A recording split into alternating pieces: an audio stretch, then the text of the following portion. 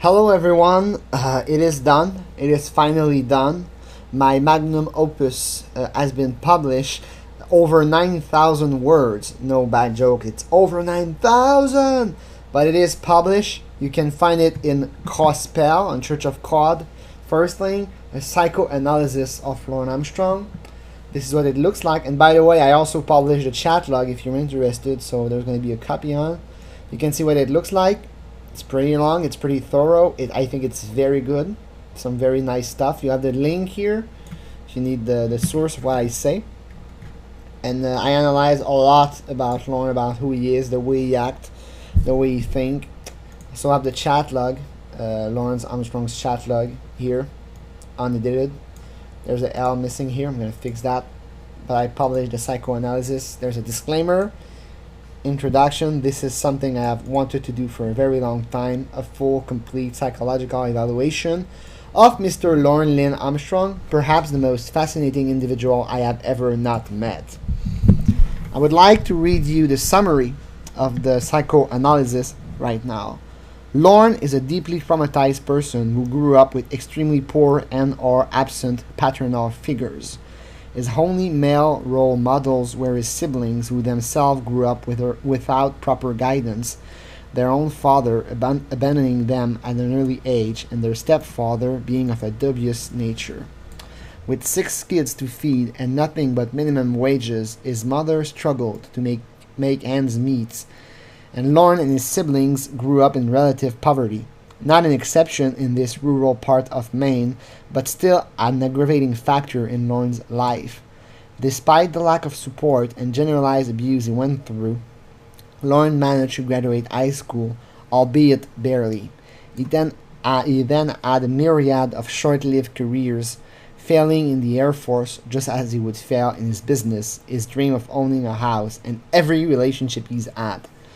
Deeper within him, however, the frustrated, angsty teenager was still there, along with an unsavvy appetite for teenage girl, perhaps reminiscing him of a butch adolescence. A pedophile by nature, he is specifically attracted to young women at the beginning of their menarche and, in particular, discovering their own sexuality. Perhaps because his own sexuality was developed in such unusual and abusive circumstances, Lorne is tremendously excited by the process of a young woman discovering her own sexual envies. He is excited by being the first, a vicious and somewhat common fantasies among undeveloped and immature men such as Lorne. He goes as far as believing women are tainted after having sex for the first time, and follows somewhat traditional and atavistic values when it comes to relationship, believing women should become the property of men after sexual intercourse, and so on. Such a vicious tendency led him to groom his nieces, where he exhibited classic predatory behavior, complimenting them, assuming a fatherly role, buying them gifts, positioning himself as a mentor and a know-it-all, never-do-wrong kind of guy, and even preparing them their own room in his house. At the same time, his inner evil nature, exacerbated by a difficult childhood where nothing really worked, emerged quickly as he started defrauding people. His scamming gigs would lead him to take several $1,000s from innocent parties, notably as a construction worker.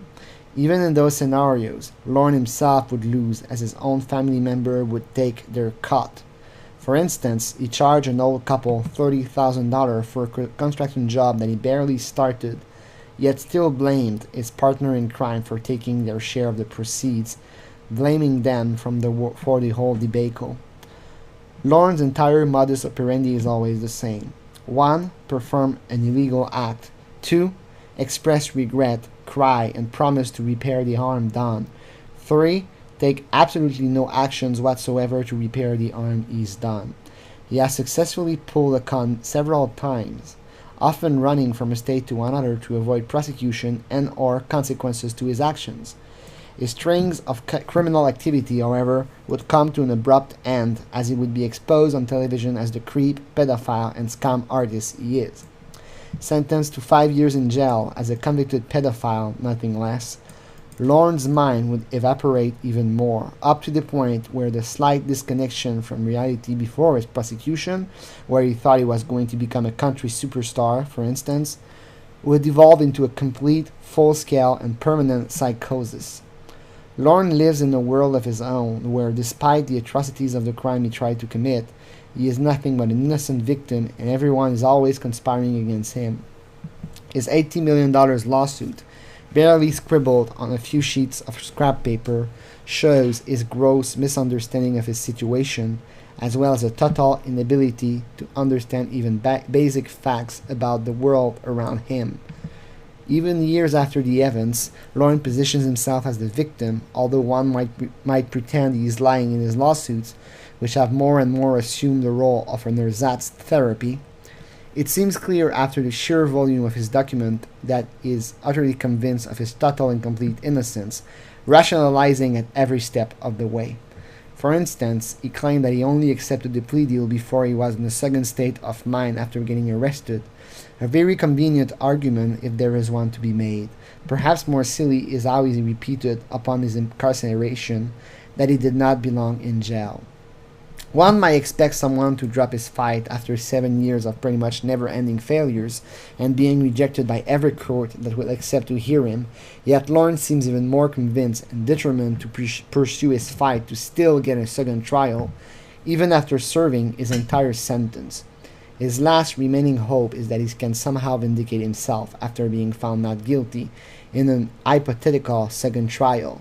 He possibly still envisions a successful $80 million lawsuit after being found not guilty, possibly justifying his current pain with the promise of a massive payout for the pain and suffering he suffered due to the careless and greed of Dateline NBC. It should be quite obvious to anyone that Lorne's legal actions have absolutely no chance of ever working. If one person in the entire United States deserves to be on the sex offender registry, for instance, it's probably Lorne Armstrong, as he shows every symptom of a classic sexual predator. The biggest danger right now, in my humble opinion, would be for Lorne Armstrong to meet someone his age who actually had a 12 or 13-year-old girl. If such a scenario happened, Lorne would certainly start grooming the kid, and the situation would evolve in a classic stepfather scenario, where Lorne would have sex with the mother perhaps once a month, and sex with the child every day. It is perhaps for the best that Lorne Armstrong continues his inane lawsuits, for it at least keeps him busy and reduces the time he has for actually preying on children. Can you believe this was all part of the introduction? Pretty long introduction, but this sums up Lorne pretty well. It sums up everything he did, everything he is, the classic predators, the way he's playing the victim, the way he refused to acknowledge that he did anything wrong, the way he groomed kids, the way that he's a failure, etc. The rest of the article, it's a very detailed. I have some notes at the bottom that you can refer to in the pornography in the videos.